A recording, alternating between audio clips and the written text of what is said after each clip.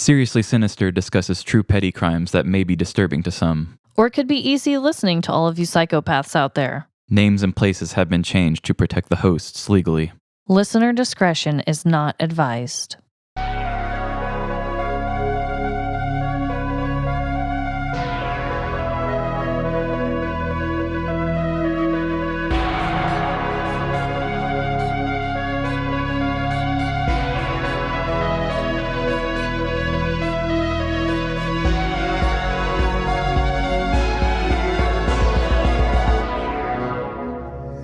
Seriously Sinister.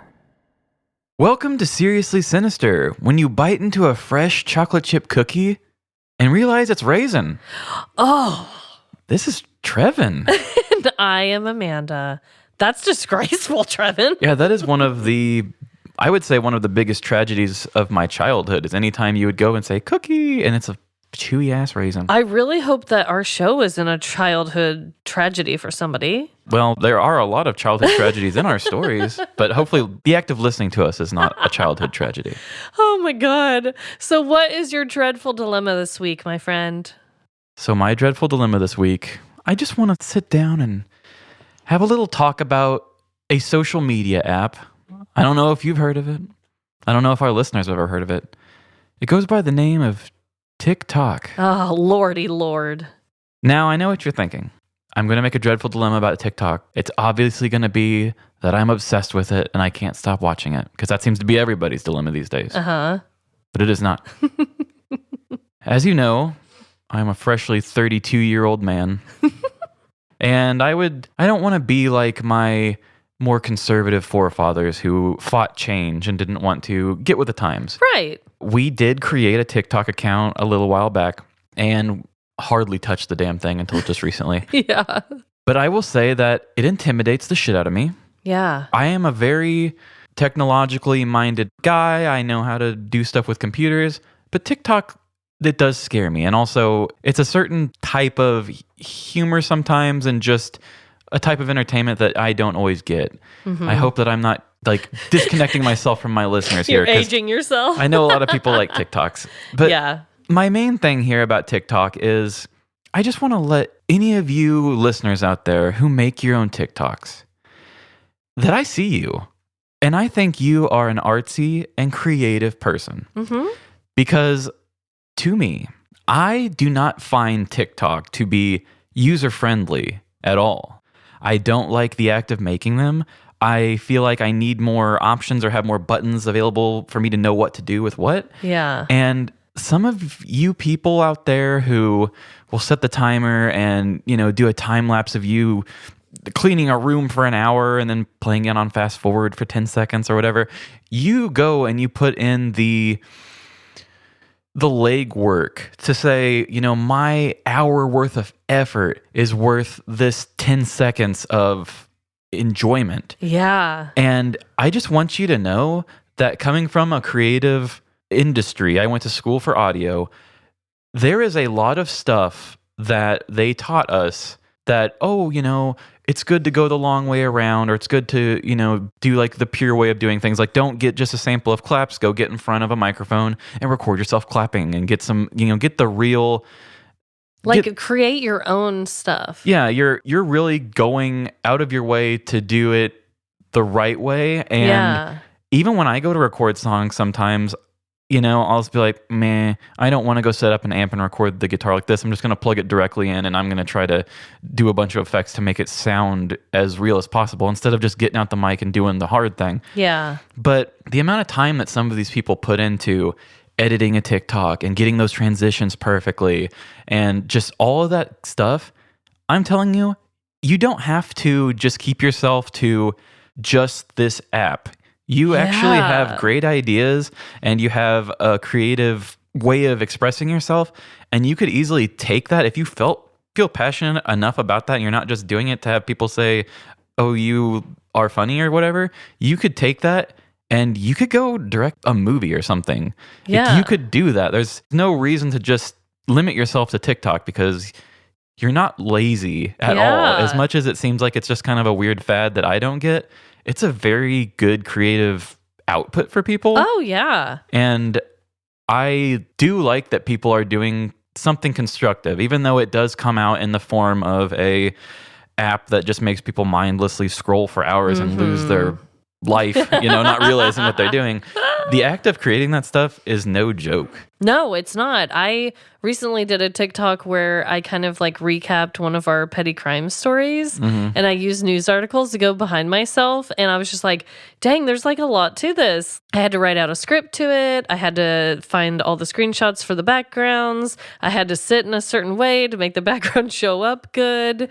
There's a lot to it. They're not quick things most of the time. No, and Yeah. this is my thing is, why the hell can't I just own a file and upload the audio file of my own and then use it? Instead, I have to go into a video maker, put my audio into a video of a picture, upload it, post it privately to myself, and then extract the sound from it and save it as a favorite so that I can use that music in the background later. Yeah. Why the hell can't you just upload it? If you're a TikTok user and you know the long way around doing that, I guarantee you that if you were sitting at like an iMac or something and you were working on a movie or doing stuff for an actual film, it's easier. Yeah. It's easier than the long way around Right. with TikTok and stuff like that. Right. Just don't think that that's not a skill, Don't limit yourself. because that is indeed a skill. Wow.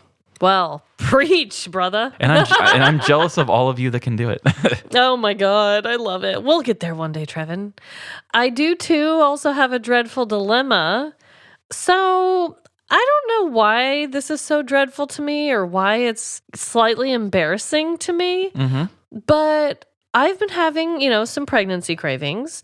And one of them is, it really probably shouldn't embarrass me the way that it does, but it does for some reason. I have been craving Arnold Palmer's, Trevin. Oh, my sister just had those on Friday night, and I was talking about those. I don't know what it is. It's literally just tea and lemonade. And I kind of went down a rabbit hole because I was like, Jordan, I'm addicted to these Arnold Palmer drinks everywhere we go. If it's on the menu, I am getting it. I make like my decaffeinated tea, even though, oh my God, there's so many things, so many rules when you're pregnant. They're like, don't drink a lot of caffeine, but oh my God, the decaf stuff is even worse for you. And I'm like, I don't know what I'm doing, people. I'm just trying my best. Yeah, nobody knows what they're doing. But I'll make like a decaffeinated tea and put lemonade in it and whatever. And I was like, I don't even know who Arnold Palmer is, but I'm obsessed with this guy's drink. He's a golfer, wasn't he? He's a golfer. Yeah. I researched it because I love this drink so much. He's a golfer that he would always order that, and then the name just kind of stuck with him. And after I did a little more research, I realized that an Arnold Palmer is unsweetened tea with lemonade, and a Winnie Palmer is sweetened tea and lemonade. So Is I that his actually wife? yeah, it was his wife. That's cool. I didn't even know that. I didn't know that either because everyone just says Arnold Palmer. But technically, I guess I'm addicted to the Winnie Palmers because I like my shit sweet. Anyway, I don't know why it's so embarrassing, but like I always tell Jordan, like, oh, when I'm getting home, I'm making myself an Arnold Palmer. And I'm like, I sound like a freak. I love a good Arnold Palmer. And I know, like, when you're not pregnant, you can add vodka to it, and apparently that's great, The too. Texas sweet tea that I talked about in the whatever episode that was. Oh no, that was the episode where I had the blue mustache. Oh, yes. The Texas sweet tea is basically just an alcoholic Arnold Palmer, where it was the tea flavored vodka, regular vodka, and lemonade. Oh, okay. And some people would do a little bit of grenadine or a cherry or something. But Oh, God. yeah, and that's a great alcoholic drink. It's a game changer. Wow. I have to try that once this baby's out. But we don't do it. but that's my dreadful dilemma. I know it's not that embarrassing or weird. I've had other pregnant friends crave things that are like literally unedible items. But for some reason, I just feel so weird craving this one drink. Hey, if that's the worst, you're not doing bad. Okay. And maybe this will be something that sticks with you going forward, and you'll just, you'll be a middle-aged mom on your back porch, and your kids will be like, Mom, always drinking those Arnold Palmers. Yeah. I'm fine with that. Yeah, it's kind of fancy. I'm fine with that. So this week we are doing a game of Would You Rather. Would you rather? And I will be going first this week. Okay, let's do it. I am using collegetimes.com again, which I promise this is the last time I'm using college times for Would You Rather because all the other ones I didn't like, so I got to start figuring it out again. Damn. But I like this one, and I thought I want to roll with it and just go with it. Yeah. So, would you rather have to say all of your sentences backwards or have to communicate through charades? Oh, charades all the way. Yeah, I feel like that was going to be kind of easy for you. I just feel like, what is that called? Like pig Latin that people do? Oh, where it's the end of the word and then you end it with the first sound of a word with an A at the end. So it'd be like igpay instead of pig. Yeah, like something lame like that. Yeah. Well, I hate it. I hate it all. And first of all, I don't like listening to it. I don't like being around it. I don't like having to think that hard to speak. And I would definitely rather act it out. I totally get that. I can do pig Latin just fine, but I think if it were for me, I would rather have to speak backwards. It would slow me down a lot, and I'd probably have to cancel the show. But, well, I guess if you had to do charades, you have to cancel the show too, unless you're going to be a TikTok podcast or a YouTube podcast. Yeah. I guess you could, I don't know if it would be cheating to learn sign language or not, but I don't like to express myself physically that much, so charades would really bug me. That makes sense. See, I do.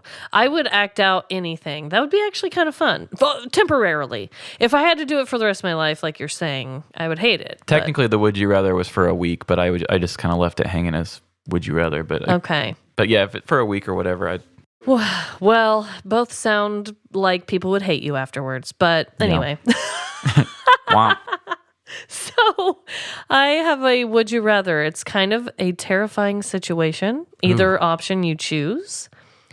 Would you rather have to fight off, and there's two different animals that are trying to attack you. Would you rather fight off a bear or a shark? Oh, probably a bear. Really? Yeah, because I mean, I need at least the comfort of, not being in water. Yeah, that's true. Okay, for some reason, the cuddliness. I thought you were going to say, I just need the comfort of a furry animal. It does help. The water makes much more sense. Okay. I would rather kill a shark than a bear, but I would feel like I'd have a better chance with a bear. Have you seen the movie, though, where Leo... The Remnant? What am I... Revenant? Yes, The Remnant. Have you seen that where Leo is attacked by the bear? Yeah, that was an intense little scene. Oh, God. I like that director a lot. You would still choose the bear after seeing that. Yeah, I still think, you might get lucky and get a little throat slit in there or something. Like, what am I going to do? I know they say punch a shark in the nose, but through the resistance of water, you're not going to have... I know. See, honestly... I'm not even like the best swimmer, but for some reason, I think I would choose the shark. I also have like a fear of if you were like, say you're in the middle of the ocean, you can't see anything underneath you or know where it's coming. That's true. You've got... You have a lot of things against you, but I just feel like a bear like wants to keep fighting you until the death. Yeah. Where like a shark, they'll get a little bite and be like, bye. Yeah, and then you're bleeding and then another shark will just finish. That's true. Now, if I can fight that shark on land... A land shark? Just go drop it on the land, let it flop, and I just beat it. That sounds fun. Oh, yeah. No, it doesn't. No. Anyway, I really don't like animal cruelty, people. But yeah, I don't know. The Remnant, if I wouldn't have seen that movie, maybe I would have chosen the bear. But I'm telling you, that movie was kind of a game changer for me when it comes to bears. Yeah, that was... Oh, I really like that movie. Oh my God, so scary. Ready not the movie that he should have got the Oscar for, but I'm glad he got the Oscar for it. Yeah, God, it was about time. Yeah. Anyway, so are we already at stories? We're at stories. Oh my God. And I'm going first this week. Okay. I'm doing a story from the news, and I think I'm just going to roll with it. Okay. And we can talk about it after. Fair enough. All right. And here we go. In the world that we all inhabit, there are signals and cues that are there to keep us on the right path. Furniture purchased through IKEA comes with a set of instructions. Meals have multiple different recipes. And even our roads are directed with various signs and lights. I'm walking here.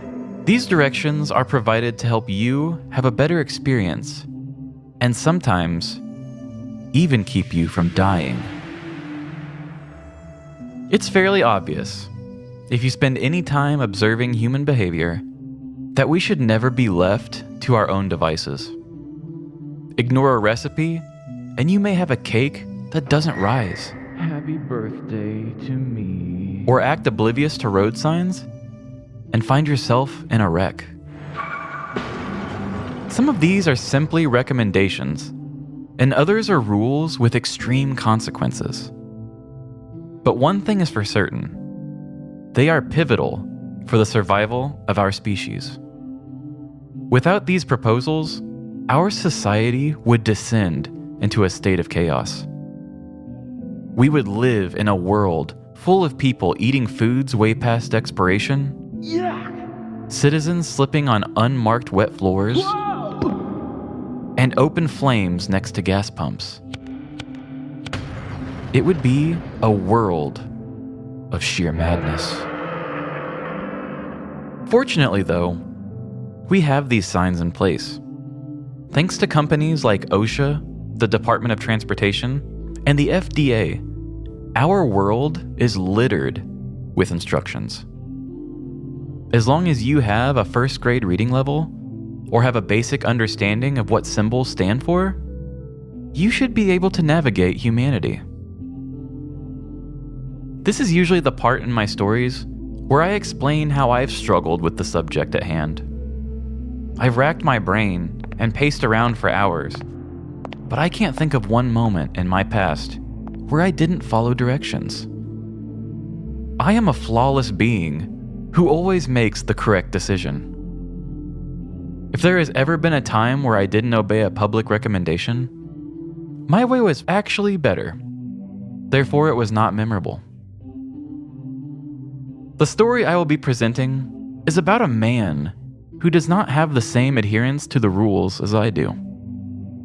Choosing instead to blaze his own trail in life, he will see just how far the reckless path will take him.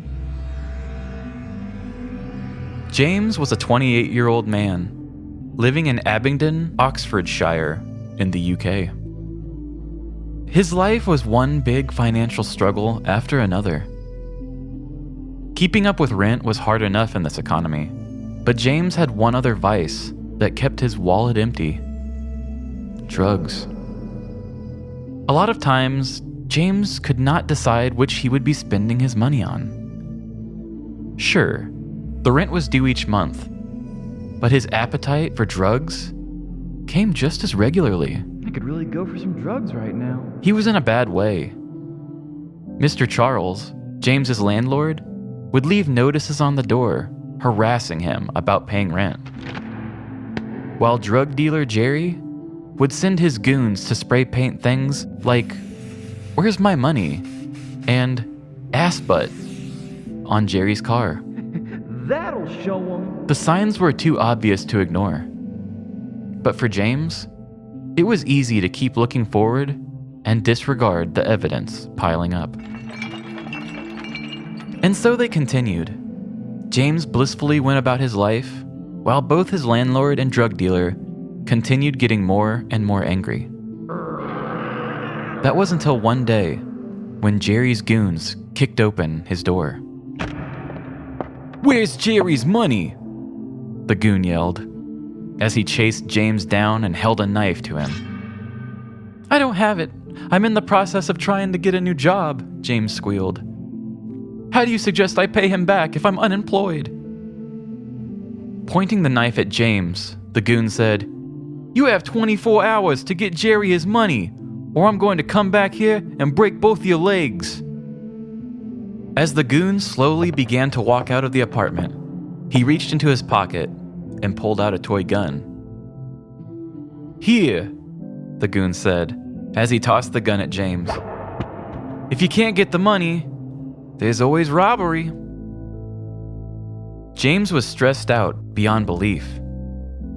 Maybe if he had followed the directions earlier, things wouldn't have escalated to these heights. But that was in the past now. James needed to plan the robbery that was going to save his legs. After spending no time thinking about the perfect target, James decided that the Martin McCall newsagent's shop would be the perfect place for a holdup. People like to spend their money on printed news, he thought to himself. A magazine shop should have tons of money. Without any preparation, James put on a black ski mask and ran down the street to the Martin McCall newsagents. He kicked open the door and approached the woman behind the counter. "Empty the register and I'll let you live," James said while pointing the toy gun at the cashier. The woman opened up the register and fumbled around frantically. She dumped the money in a bag and handed it to James. "Thanks," James quickly said as he ran towards the door. Just as James had reached the door, he was stopped abruptly. "What the hell?" James yelled. Continuously pushing and yelling, the panic began to set in. "The door won't open! You locked me in here!" He began to scream at the cashier. Standing behind the counter, the woman spoke up. "The sign says pull. You have to pull the door open." Ignoring the pull sign in front of him, and now not listening to exactly what the cashier was saying, James pulled off his mask and continued to yell back at the woman. Let me out! Let me out! He knew that it was just a matter of time before the police would show up. He couldn't stay in that building just waiting to get arrested. He began to kick the door, trying to break it open. He kicked the door 2 times, and on the third one, he put all of his power into it, causing him to lose his footing. The force from the kick launched James backwards, hitting a drink display, sending him and dozens of sodas to the ground. While James stumbled to get himself back up to his feet, the cashier walked around the counter and awkwardly approached the door. She calmly pulled the door open and held it for James. Astounded at what just transpired, James ran out of the store and escaped out of sight. In July of 2012, James Allen, a down-on-his-luck man from Abingdon, Oxfordshire, held up a magazine shop with a toy gun. Ignoring the pull sign, he frantically pushed and kicked the door, even falling down, until the woman he just robbed came over to open the door for him. In his act of panic and frustration, James had taken off his ski mask to yell at the cashier, allowing the store's CCTV camera to identify him. Just 3 hours after the incident, police found James walking down the same street as the magazine shop with the ski mask in his back pocket. The toy gun was found in a trash can nearby as well. When placed in the police car, Mr. Allen began to cry and said that he needed to pay rent. Later in questioning, he also stated that his dealer had threatened to hurt him and suggested he rob a place for money. James Allen ended up only making around $150 from the magazine shop's register. He was sentenced to 3 years in jail for the robbery, with an additional 2 years added for possession of an imitation firearm. Hopefully this story can show you the importance of following directions. Although some of these rules may seem silly at first, a lot of them are there to aid you in life. Some may even help you get away with a petty crime. There are so many opportunities that can come with sticking to the suggestions laid out in front of you. Like the saying goes, when one door closes, another one opens, as long as it's opened in the proper way. Okay. So here on Seriously Sinister podcast, we have discussed many embarrassing, awkward, or shameful robberies. But this one might have to be the worst. Yeah. I mean, the lovely gal that you just robbed had to open the door for you. You got $150. Mhm. And did you say he got 2 years added for having a toy gun? Yeah. I'm sorry. How much more embarrassing can it get? 5 years in prison and you didn't get shit. Oh my basically. God. And it's funny too because the video is online and she does kind of like awkwardly walk up. She's got like her hands kind of up to her chest, like, I want to approach you because this is just so damn sad. But and then she just slowly walks up there and she kind of goes out of frame a little bit and you can just see the top of her head and you can tell she's holding the door open. And he just gets up after stumbling and he knocks a whole drink stand over, like one of those Coke things with all the bottles on it. And all the bottles are going flying. And then he's like, gets up and just like walks out. Oh my God. See, I'm wondering what her motivation to actually do that was. Was it because she thought it was so embarrassing? Or did she really believe that the gun was real? So she's like, the longer this guy stays in here It could have been that. and panics over the damn door. Or like, I don't know, man. I think I'd just be like, Paul, you dipshit. Yeah. It could have been a matter of time until he put the gun to her and was like, come get me out of here or something. Oh so my it's probably better to God. let the animal out of the cage. Yeah, probably. Oh my God. Oh my God. And your New Jersey accent was so good. I had to be the goon gangster. Yeah, no, I love it. I did a Jersey accent recently too from Canada. Yeah. And yours was in England. that weird name of a town. Abingdon, Oxfordshire. Oh my God. I guess that's not England, but the United Kingdom. Yeah. Holy crap. Yeah. So for some reason, these Jersey goons are everywhere. Wow. You just never know when they're going to pop up. Yeah.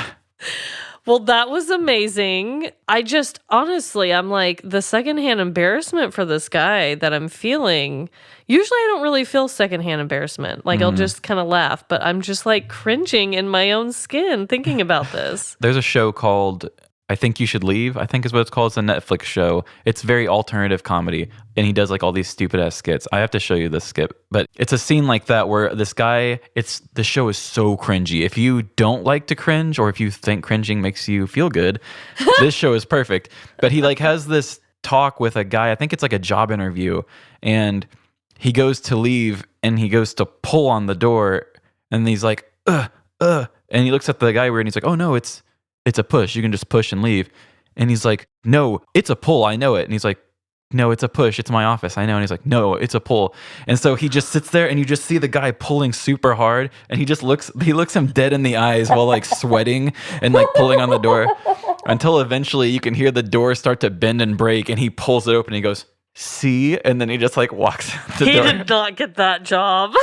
No, it's hilarious. I love that show. Oh my God. Yeah. A lot of people cringe at like The Office, like Michael Scott, which there are times where I do. Okay. Don't get me wrong. Oh, sure. But for the majority of the time, I can watch that kind of stuff and be fine. But wow, that one sounds intense. Yeah, everything they do, every single skit is just a lesson in cringe. Wow. Well, great job.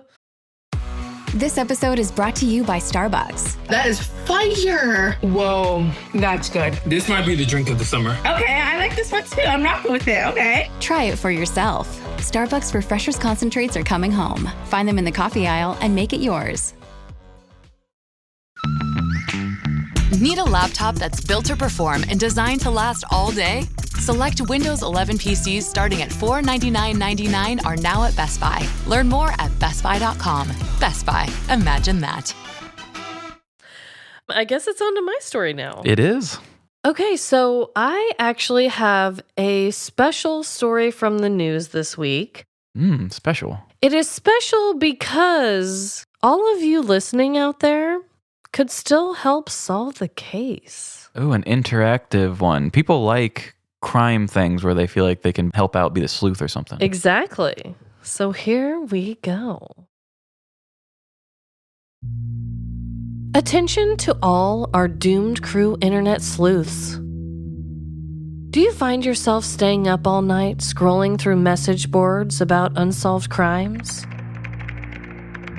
Are you someone who has hacked into your ex's social media accounts for closure? What does she mean I'm overcompensating for something? Could you even be a person who sees into the souls of strangers passing by you on the streets? Guilty, robber, creepy uncle? If you are any of the above, then listen up. You could be the key to crack this case wide open. You could be the one that brings a sketchy petty criminal to justice. Francis was a thin young man with a twirly mustache and expensive taste. Yes. He was very much inspired by the arts and enjoyed a good debate about what made art good. Lots of butts. Even though Francis was a self-proclaimed art critic, he struggled to create his own masterpieces. When he tried glass blowing, he set his own pants on fire. And when he tried pottery, his 85-year-old teacher tried to recreate the romantic clay scene from the movie Ghost. Just go with it, Francis. It was just no use.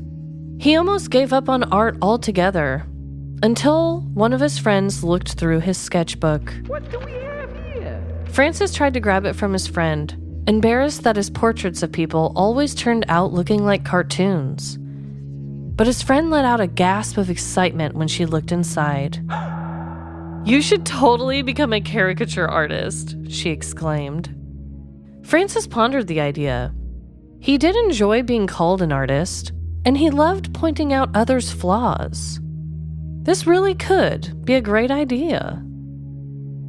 From that day forward, Francis jumped headfirst into his caricature business. He worked at carnivals, kids' birthday parties, and even set up shop on the street corners like a snobbish hipster artist would. Francis would greet his customers with a cold handshake and pursed lips, looking them up and down before drawing them. He loved accentuating people's large foreheads, droopy eyes, and snaggle teeth, and was really starting to become more experienced with his craft. So when the 2019 California Festival of Lights was announced, he immediately signed up to be an artist vendor. This would be his chance to make some big bucks and to spread his name as the best caricature artist in all of California. Francis sat in his artist chair judging and examining every passerby, planning out their overly exaggerated cartoon selves in his brain. Drawing that schnoz would take all day. Regardless of Francis's resting bitch face, he was selling caricatures like crazy and had almost made $500 so far. He smiled and giggled to himself as he counted his money that he kept in a velvet bag. That is when he was rudely interrupted by his next customer, and he had to get back to work. The young man that had approached Francis's booth appeared to be in his early 20s. The man was on the shorter side, about 5'1", with an average build and a dark black mustache. There was a laziness to his eyes that made the man look constantly bored. His cheeks were as chubby as a newborn, and his lips took up the majority of space on his face. This would be easy, thought Francis. That is when he asked the man to sit down and began to get into his Leonardo DiCaprio zone from Titanic. Would you mind wearing nothing but this necklace? What the fuck? Francis began to sketch the man, glancing up ever so often and flipping his hair out of his eyes. The man sat there as still as a statue, looking just as bored as ever. As Francis was coloring in the last bit of red in the man's backwards cap, his muse had hopped up from his chair. In a flash, the man had grabbed Francis's velvet bag of cash, leaving his caricature behind. Francis was left stunned, clinging onto his latest caricature without any of his earnings from the event. His shock quickly turned to rage as he packed up his artist equipment and headed towards the local police station. Francis kicked open the police officer's door, caricature in hand, as he yelled, "I am here to report a crime against the arts, and I demand that you all help me find this criminal." The officers looked up from their desk and stared at the cartoon portrait with their mouths agape. Francis did end up filing a police report with the Riverside Police Department, who then made a public post on their social media accounts in the hopes of catching the wanted thief. Along with a photo of the criminal's caricature drawing, they wrote, "Do you recognize this caricature? And no, we are not kidding." This bizarre crime of a sketch and run captivated news outlets all over the country. However, the criminal has yet to be found. It is unsolved crimes like these that keep us up at night on message boards and looking in the background of TikToks and YouTube videos, just hoping that one of us will see that familiar pair of lazy eyes or the undeniable chubby cheeks on a grown man. It is a case that will become all-consuming if you let it, and has the possibility to change the way that we all look at artwork. If you, or anyone you know, recognizes this caricature drawing, please contact us at Seriously Sinister Podcast.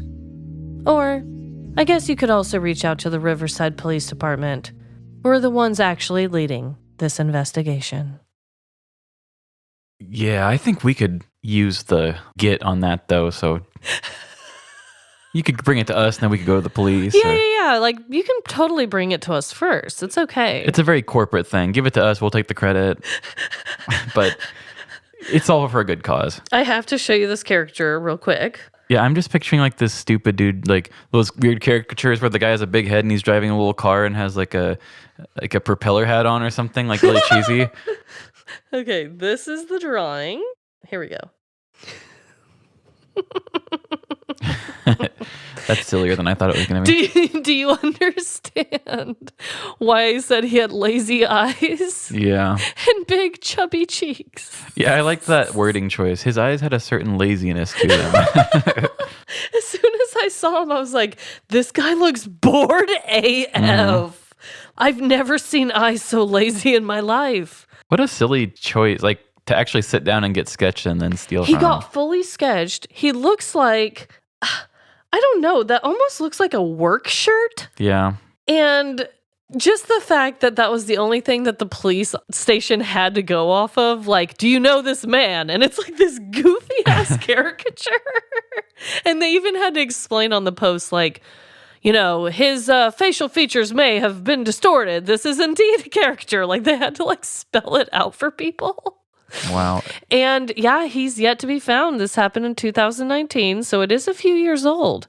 But I have faith in our doomed crew. I think once I post the picture, someone can find this guy. Yeah, I know a lot of you are armchair detectives, so just take that and age it up a few years. Because I know you've got the technology and that's real. And we'll get this bastard. I mean, can you believe? And so there's no information on the artist or what their business even is. I looked at so many articles trying to find out what the character artist name was, what the business was, anything about the guy. I have zero information. Apparently, no one cared about the poor guy who got $500 robbed. So I kind of made him sound like a snobbish little tool. Yeah. Who knows? He's probably a great guy, for all I know. And the police probably just don't think that his problems are important. Yeah, and to be honest, we've dealt with crimes that are worth way more than $500. But God, that, as an artist myself, I would be really, really distraught to have $500 stolen from me. Yeah. Like you said, this dude let me sit down with him and fully draw him and then stole my money. Like, he couldn't just come up to me and like grab the bag and run. I had to draw this dude first. Yeah, not only did you lose $500, but you also lost your hourly, time for what you would put into that. Yeah. I just thought the whole entire story was so weird. Just a really weird robbery. Honestly, both of our stories were, though. Yeah, I mean, and what if this guy was just a really great artist and he was like, yeah, I do caricatures on the side, and then he draws a perfect version of him afterwards? Right. I mean, he had enough time to stare at his face. Right. I'm surprised he didn't take a crack at it. I know, because this is really exaggerated stuff. I mean, like I said, his lips take up most of the space on his face.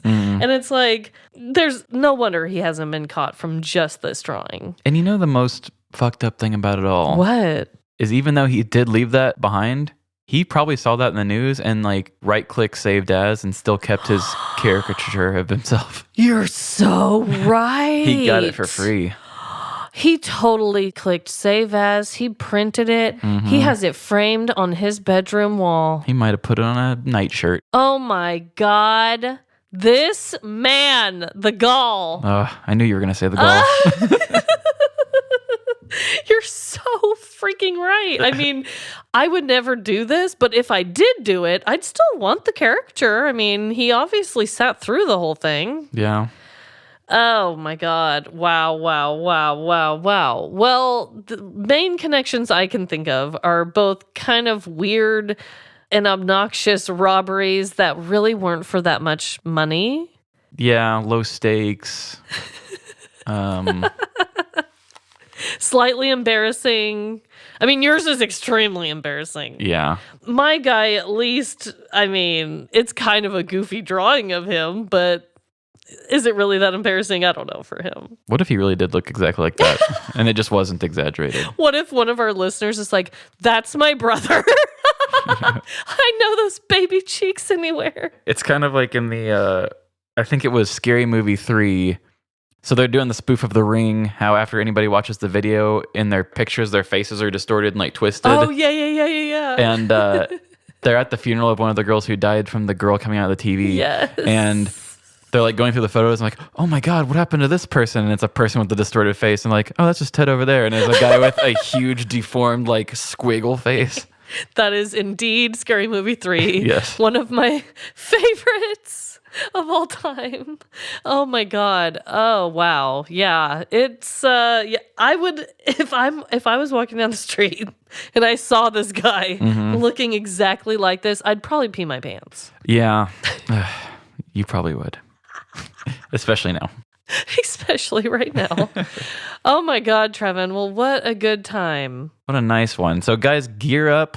Next week is the 1 year episode. I'm not sure what we're going to do. We'll probably just talk about ourselves, but it's still going to be exciting. And if you want to congratulate us, give it a 5-star at the Spotify or the Apple or the Stitcher or Good Pods, wherever you like to hand out stars. If you want to put a gold star on a calendar for us, do that. I don't care. I like stars. What? Yeah. Just like mail us a gold star. Why don't you? Yeah, I'll wear it on my shirt that day.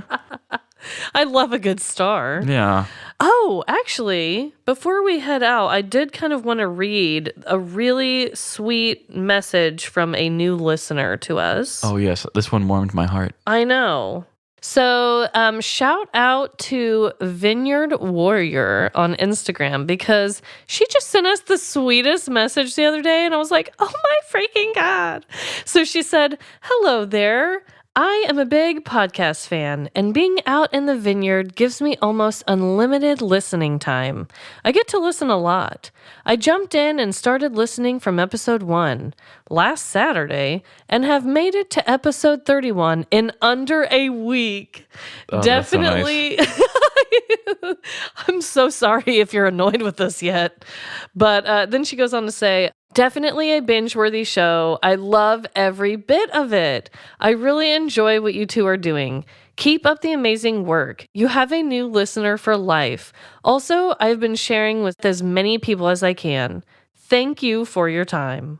Like, are you freaking kidding me? It's so nice. I love hearing stuff like that. And just to run through it that fast is awesome. Oh my God. I know. I guess our first episodes, kind of like we were talking about earlier, were a lot shorter. But man, she made it all the way to 31. Yeah. Woo! I mean, that is mad props to you. I guess she's out in the vineyard all day, though. It's like, what are you going to do? Yeah, I'm trying to see. The vineyard, I believe, is the Wagner Vineyard Estates Winery, and that is in New York's Finger Lakes. Whoa. So if any of our Doom Crew listeners are around there, support them. Go get some wine from them and, share a quote. Maybe they'll know it. Yeah, I love that. I just love that so much. I'm picturing this gorgeous vineyard and her hair flowing in the wind, just listening to our corny petty crime stories. Fart sound effects. It brings me a lot of joy. Yeah, nothing pairs better with our podcast than a beautiful vineyard. Yeah. God, isn't that the truth? Yeah, I never thought of it like that until just today. Well, everyone, thank you so much. I can't wait for next week's episode. Yes, I'm super stoked. You want to take us out of here, Trevin? Yeah, no matter the crime, big or small, in the end, always use the door correctly. And we're all doomed. And we're all doomed. Bye. See ya. Thank you for listening to Seriously Sinister.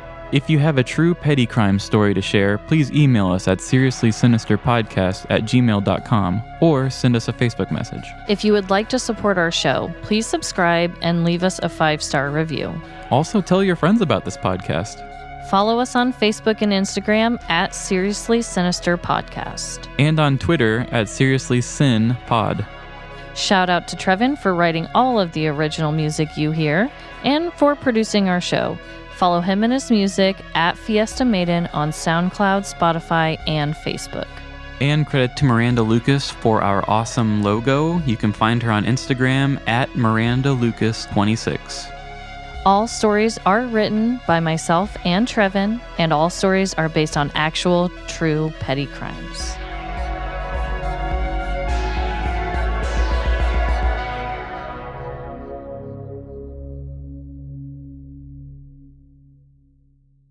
Welcome to Seriously Sinister. When you bite into a freshly chocolate... God damn it. Ooh, I've never messed an intro up before. Wow! I know. I was like, this has never happened. Let's try that again.